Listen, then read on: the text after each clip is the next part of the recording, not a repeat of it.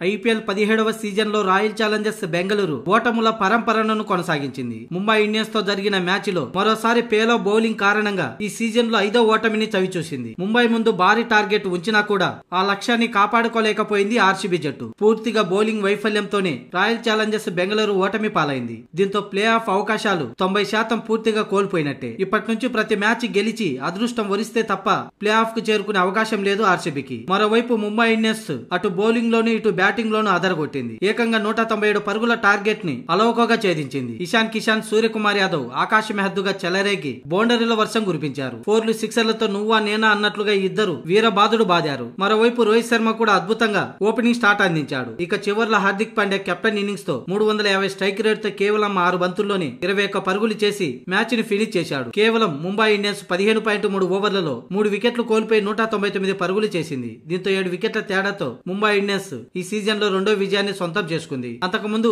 Batting చేసిన RCB 8 వికెట్లు కోల్పోయి 196 పరుగులు చేసింది. ఆరంభంలో 3 పరుగులకే విరాట్ కోహ్లీ వికెట్ ను కోల్పోగా మరో ఓపెనర్ ఫాఫ్ డూప్లిసస్ 40 బంతుల్లో 61 పరుగుల కీలక ఇన్నింగ్స్ ఆడాడు. అతనికి తోడు రజత్ పాటీదార్ కూడా భీకర ఇన్నింగ్స్ ఆడాడు. 26 బంతుల్లో 50 పరుగులు చేశాడు. అయితే మరోసారి గ్లెన్ మ్యాక్స్వెల్ 0 పరుగులకే పెవిలియన్ చేరగా కీపర్ దినేష్ కార్తిక్ మాత్రం 23 బంతుల్లోనే 5 4లు 4 సిక్సర్లతో 53 పరుగుల విధ్వంసం సృష్టించాడు. ఆ తర్వాత వరుసగా చివర్లో వికెట్లను కోల్పోయింది. ఈ మ్యాచ్ లో బుమ్రా 5 వికెట్లు తీసి ఆర్సీబీని 200 స్కోర్ కు దాటకుండా కట్టడి చేశాడు. ఇక 197 పరుగుల లక్ష్యంతో బరిలోకి దిగిన ముంబై ఇండియన్స్ కు ఆరంభం సూపర్ గా లభించింది. తొలి వికెట్ కి ఏకంగా 101 పరుగులు చేశారు. ఇషాన్ కిషాన్, రోహిత్ శర్మ ఆకాశమే హద్దుగా చెలరేగారు. ఆరంభంలో 2 ఓవర్లు ఆచితూచి ఆడి ఆ తర్వాత ఇషాన్ కిషాన్ మరింతగా రెచ్చిపోయాడు. 34 బంతుల్లోనే 7 4లు 5 6లతో 69 పరుగులు చేయగా రోహిత్ శర్మ 24 బంతుల్లో 38 పరుగులతో బాధ్యత ఇన్నింగ్స్ ఆడాడు. అయితే గాయంతో చాలా కాలంగా ఆటకు దూరమైన సూర్యకుమార్ యాదవ్ ఎంట్రీ ఇచ్చిన రెండో మ్యాచ్ లోనే ఆకాశమే హద్దుగా చెలరేగిపోయాడు. తన స్కై పేరుకు తగ్గట్టుగా తన ఇన్నింగ్స్ ను కొనసాగించాడు. కేవలం 18 బంతుల్లోనే హాఫ్ సెంచరీని పూర్తి చేసుకున్నాడంటే తన విధ్వంసం ఎలా సాగిందో